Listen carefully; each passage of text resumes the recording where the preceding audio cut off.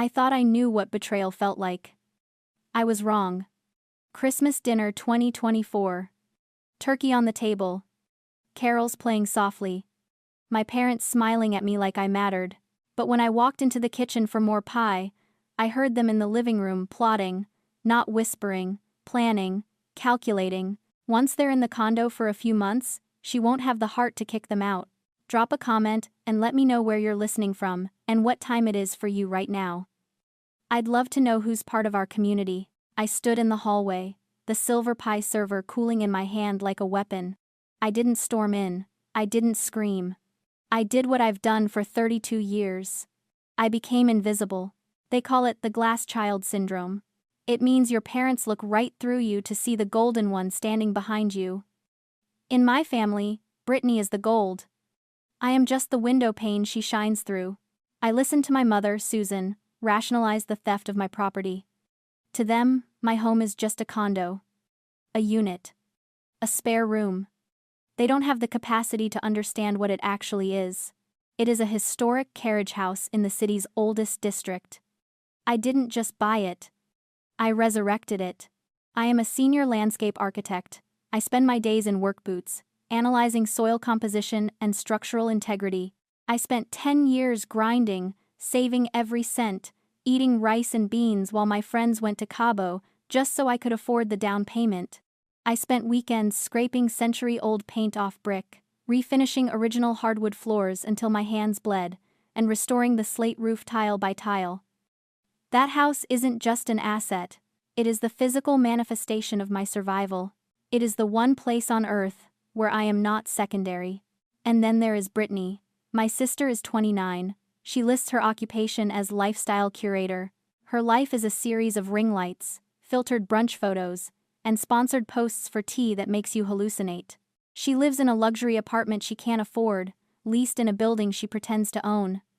But I know the architecture of her life better than anyone, because I'm usually the one shoring up the foundation. I've seen the credit card notices she hides in the trash. I know about the loans. She is a beautiful facade, with dry rot in the framing. My parents, Richard and Susan, don't see the rot. They only see the shine. They believe her press releases. They think she's just having a run of bad luck, that the world is too hard on her creative spirit. They look at my stability, my quiet solvent life, and they don't see hard work. They see a resource. They see a reservoir, to be tapped whenever Brittany runs dry. Hearing them plot in the living room, it finally clicked. This wasn't about love. It wasn't about family helping family. It was parasitism. They viewed my house as family property, a communal asset that I was merely holding until Brittany needed it. I was the steward. She was the heir. The anger that hit me wasn't hot. It didn't burn. It was cold, heavy, and absolute. It was the feeling of concrete setting in a mold. I looked at my reflection in the hallway mirror. I didn't look like a victim. I looked like someone conducting a structural assessment, realizing the building was condemned, and deciding, calmly, to authorize the demolition. I took a breath. I adjusted my grip on the pie server. I put on the mask I've worn since I was 6 years old. The mask of the dutiful, reliable, invisible daughter. I wasn't going to fight them. Fighting gives the enemy a chance to defend themselves. No, I was going to give them exactly what they wanted, right up until the moment I took everything away. I walked back into the dining room. Anyone want more pie? My voice was steady, light, almost musical. It was the performance of a lifetime. I placed a slice of pumpkin pie in front of my father, Richard. I gave my mother, Susan, the piece with the extra whipped cream, just the way she likes it. I even slid a slice to Brittany, who looked up at me, with teary, expectant eyes, the professional victim, waiting for her rescue. They didn't wait long to launch the attack. Mom cleared her throat. That specific vibration that always signaled a demand wrapped in a favor. Amanda, honey, she started, keeping her voice low and intimate. We've been talking. Brittany and Adam are going through a rough patch. The market is just so volatile right now for influencers, and they need to downsize. We were thinking, since you have so much extra space in that carriage house, it would be the perfect soft place for them to land, just for a few months, just until they get back on their feet. The room went silent. They were waiting for the resistance. They were waiting for me to point out that my house isn't a hotel, or that I enjoy my privacy, or that Brittany hasn't paid a bill on time since 2012. They were ready to call me selfish. They had the ammunition loaded, but I didn't fight. There is a concept in psychology called learned helplessness. It explains why a powerful elephant can be held in place by a flimsy rope tied to a plastic stake. If you condition a creature from birth to believe it cannot escape, it stops trying, even when the chains are gone. For decades, I wore that invisible chain. I was conditioned to believe that my boundaries were offensive, that my needs were secondary, and that saying no was an act of violence against the family. In that moment, I felt the tug of the chain. My instinct was to shrink, to accommodate, to fix. But then I looked at Brittany, scrolling on her phone while our parents begged for her housing, and I realized something. I could use the chain. If I pulled against it, they would fight back. But if I went slack, if I leaned into it, they would lose their balance. I looked at my mother and smiled. You know what? You're right. Family helps family. They can move in on the first of the month. The relief in the room was physical. It was like watching a pressure valve release. Dad let out a breath he'd been holding. Mom clapped her hands together. Brittany actually smiled at me. A flash of genuine surprise that quickly morphed into entitlement. That's amazing, Mandy, Brittany said, already mentally measuring my square footage. Honestly, it's for the best. That carriage house is way too big for one person anyway, and Adam was saying we could probably knock down that wall between the library and the living room to open it up. It feels a little dungeony in there right now. I felt a spike of adrenaline, sharp and cold. She was talking about destroying original 1880s load-bearing masonry that I had spent $3,000 restoring. She was planning renovations on a house she didn't own, with money she didn't have, before she had even packed a box. I took a sip of my wine. It tasted like victory. Sure, I said. We can look at all of that. They thought I was rolling over. They thought the doormat was back in place. They didn't know that I wasn't opening my home. I was opening a trap. I woke up the next morning with the kind of clarity you usually only get after a fever breaks. Brittany was already posting on Instagram. A photo of a latte art heart with the caption, "Big changes coming. New home vibes, soon. So grateful for family support. Hashtag, blessed. Hashtag, new chapter." She was celebrating the theft of my life's work. I scrolled past it, and dialed a number I hadn't used in years. Claire. Claire was Adam's former business partner. 5 years ago, they ran a boutique marketing firm together. It was successful until Brittany decided she wanted to be involved. She funneled company funds into her personal brand, expenses she called networking. When the money ran out, Brittany accused Claire of embezzlement to cover her tracks. Adam, weak and terrified of his wife, backed Brittany. They ruined Claire's reputation. She lost her business, her clients, everything. Claire answered on the second ring. Her voice was guarded. "Amanda, is everything okay?" "Better than okay," I said. "I have a proposition." "You still looking to buy in the historic district?" I heard her put down a coffee cup. "I am." "Why?" "I'm selling the carriage house. Off market, cash only."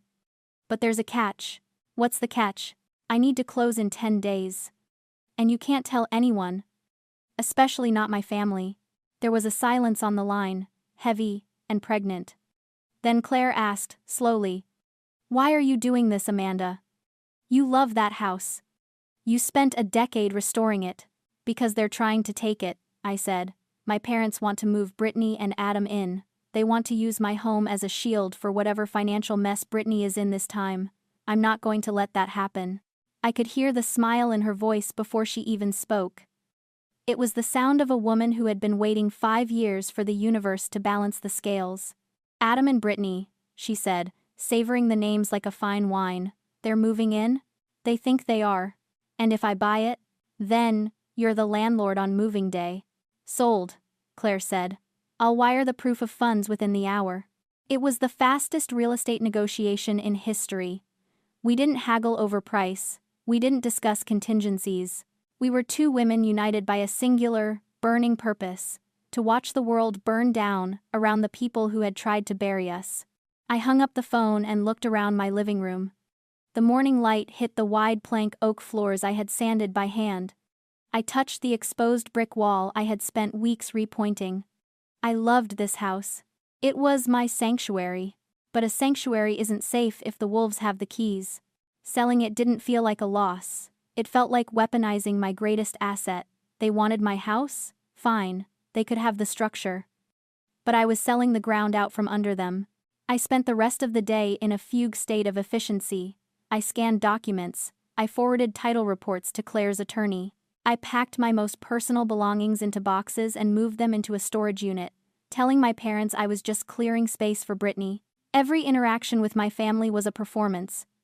Mom called to ask if I could repaint the guest room a softer color because Brittany finds navy blue depressing. I said yes. Dad texted to ask if I could upgrade the internet speed because Adam needs high bandwidth for his gaming. I said, absolutely. They were so arrogant in their victory that they didn't notice the for sale signs in my eyes. They didn't see that I wasn't clearing space for them.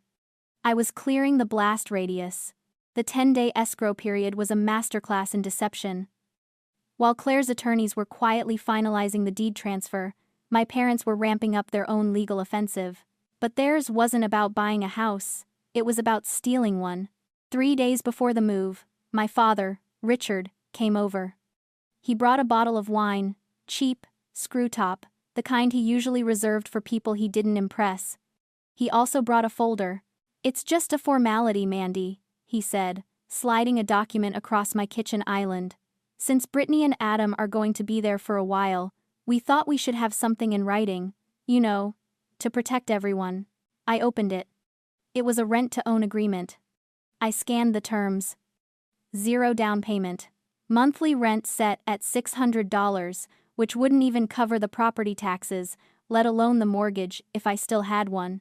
And a clause stating that after 12 months of consecutive occupancy, the title would transfer to Brittany for a sum of $1. They weren't asking for a place to stay. They were asking me to sign a death warrant for my financial future.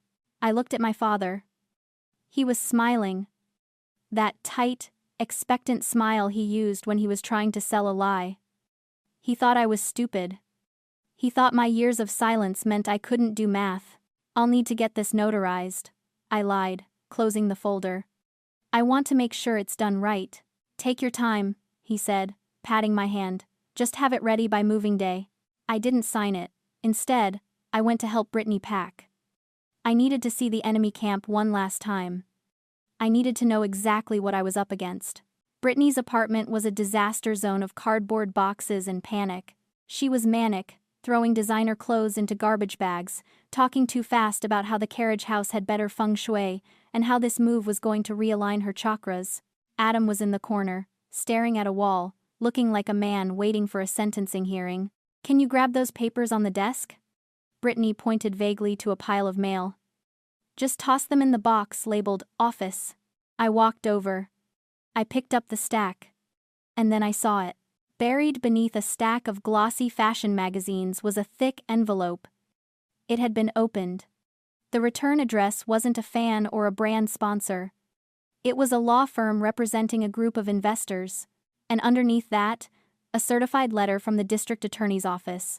I slipped the letter out just enough to read the bold text at the top. Subpoena. Allegations of wire fraud, investment scheme. My blood ran cold. This wasn't just about debt. Brittany hadn't just overspent on shoes. She had solicited investments for a lifestyle brand that didn't exist. She was taking money for products she never shipped. And she was currently dodging process servers. The realization hit me with the force of a wrecking ball. They didn't just want my house for the extra square footage. They wanted my address. They wanted a gated property, where process servers couldn't reach the front door. They wanted to bury Brittany's legal problems under the foundation of my reputation. If I let them move in, I wouldn't just be a landlord. I would be an accessory. I slid the letter back into the pile and dropped it into the box. Any lingering guilt I had, any tiny, whispering voice that said maybe you're being too harsh, died right there in that messy room. They weren't family. They were a liability. And I was about to liquidate the asset. I drove home and texted Claire. "We close tomorrow." It was snowing on moving day. a wet, heavy slush that turned the world gray. I stood at the window of the empty carriage house one last time. It was quiet. The only sound was the hum of the refrigerator I was leaving behind. At 10 a.m. sharp, the U-Haul pulled up. I watched from behind the curtain. My parents' sedan followed close behind. Brittany hopped out of the passenger seat, wearing pristine white boots that were immediately ruined by the slush. Adam got out of the driver's side, looking defeated before he even started lifting boxes. My father got out and started directing traffic, pointing at the driveway like he owned it. They looked triumphant. They looked like people who had won a war without firing a shot. Brittany walked up to the front door, punching the keypad code I had given her. 1, 2, 3, 4. It flashed red. She frowned, wiped the keypad with her sleeve, and tried again. Red. She turned to Adam, shrugging. I saw her mouth the words, "It's not working." My father marched up the steps, pushed her aside, and punched the code himself. Red. He tried again, harder this time, as if force could override the programming. Red. Panic started to ripple through them. Brittany was shivering in her thin coat. Mom was looking around nervously. Dad started pounding on the door. "Amanda!" he shouted. "Amanda, open the damn door." I didn't answer. I wasn't even there. I was 3 blocks away, sitting in my car with the heat on, watching the security feed on my phone. Inside the house, standing just out of sight of the door's window, was Claire. She waited until the pounding stopped, until the shouting turned into confused muttering, until Brittany started crying, asking why I would do this to her. Then, Claire opened the door. The look on their faces was worth every penny of equity I had lost in the quick sale. It was a tableau of absolute cognitive dissonance. They were expecting me, the daughter they could bully, the sister they could use. Instead, they were staring at a stranger. Only Adam recognized her. His face went gray. "Claire?" "Hi, Adam," Claire said, leaning against the doorframe, a mug of coffee in her hand. "Long time." "Who are you?" my father demanded, puffing up his chest, trying to summon the authority that usually made me shrink. "Where is Amanda?" "Amanda doesn't live here anymore," Claire said calmly, "and neither do you." "What are you talking about?" Brittany shrieked. "My sister owns this house. We're moving in." Claire took a sip of coffee. "Actually, she doesn't. I do. I bought it 10 days ago. The deed was recorded this morning." "You're trespassing." There is a psychological concept called narcissistic injury. It happens when a person's grandiose image of themselves is punctured by reality. My parents truly believed that their status as parents was a currency that could override legal contracts, bank transfers, and property law. They believed they were entitled to my home simply because they decided they wanted it. Facing Claire, facing the cold, hard fact that their power didn't extend beyond the walls of their own delusion, they crumbled. "You can't do this," Mom wailed. "This is a family matter." "It's a legal matter," Claire corrected. "And if you don't get that truck off my driveway in 5 minutes, I'm calling the police." Brittany looked at Adam, waiting for him to fix it. But Adam was staring at Claire, remembering the woman whose career they had destroyed, realizing that the karma they thought they had outrun had just bought the building. "We have nowhere to go," Brittany screamed, the tears real this time. "We gave up our apartment." Claire smiled. It wasn't a nice smile. It was the smile of a woman closing a ledger. "I guess you should have thought about that before you tried to steal a house." She closed the door. The sound of the latch clicking shut was the loudest noise I had ever heard. The fallout was spectacular. I didn't stick around to watch the police escort them off the property. I had already seen enough. Claire texted me an hour later. "The Eagle has landed." And by landed, I mean your sister threw a tantrum that required 2 officers to de-escalate. It was cinematic.